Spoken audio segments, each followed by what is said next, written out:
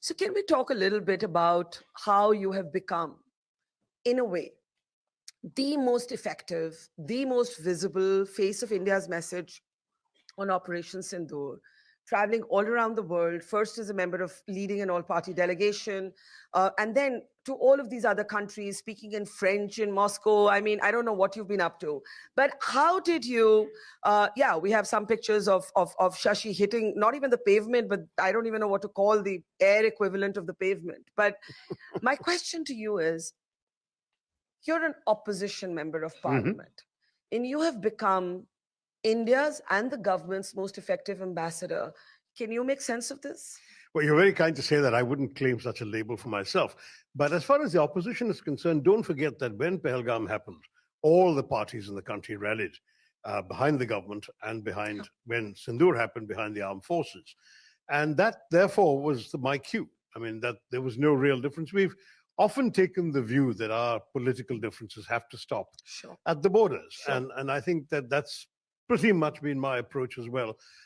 There would be things that I would be prepared to say against the government at home that I tend not to say when I'm abroad, largely because, we can fight our own battles. We don't need to take them outside. Even if the audience is largely Indian, as it often is these days with the strength of our diaspora, nonetheless, I think it's important that we preserve that distinction.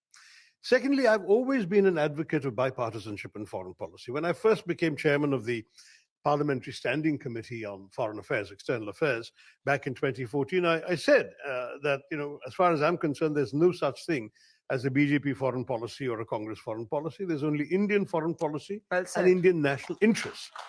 And to my mind, that's what my job was all about.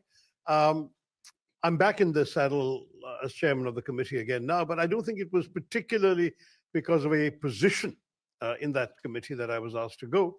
The government decided, I think rightly, to send a message of unity through these delegations. Absolutely. I think all-party delegation is a difficult word to use because we have 41 parties in the Lok Sabha, but a multi-party delegation, 7 multi-party delegations. And strikingly, 3 of them were led by opposition MPs, Supriya Sule, Kanimoyi, and myself.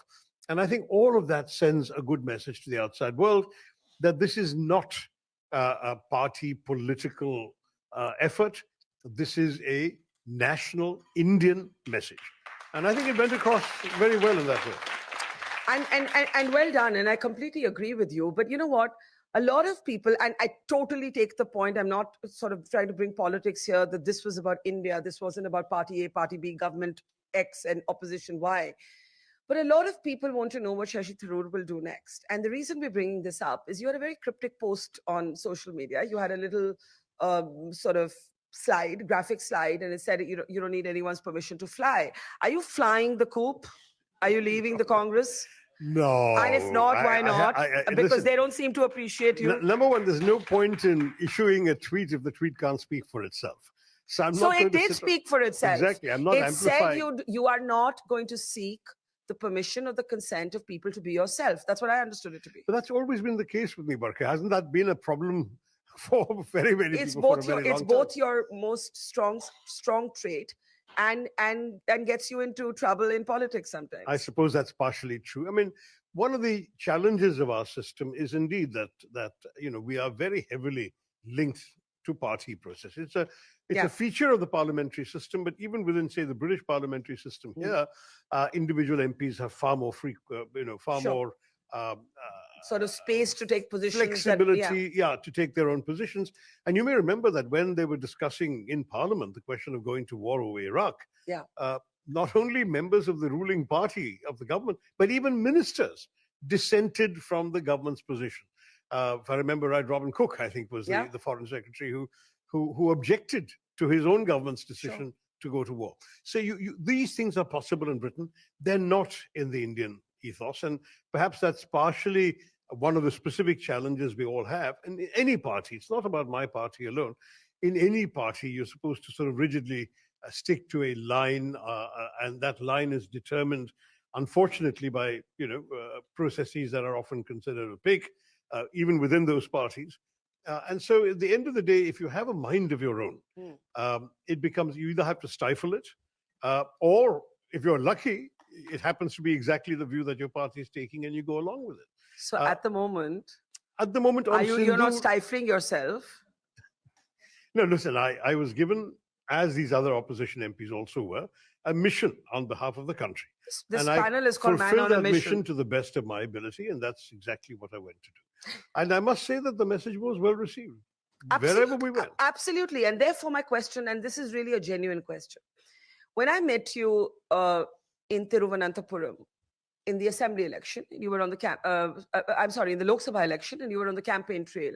And he's a 4-time member of parliament from Thiruvananthapuram.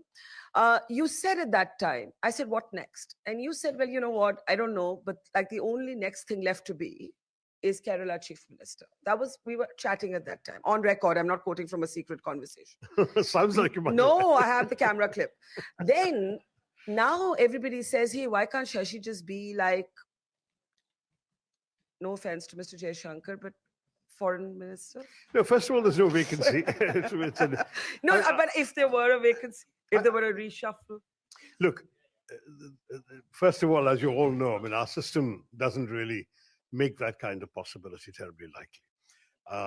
I think this is not, frankly, a conversation I'm particularly keen on having, A, in London, and B, on a public platform, because we have just come back from these journeys. There's been a lot going on. I've landed here to take a breather. I thought we were going to be talking about women. We are. Good. We are.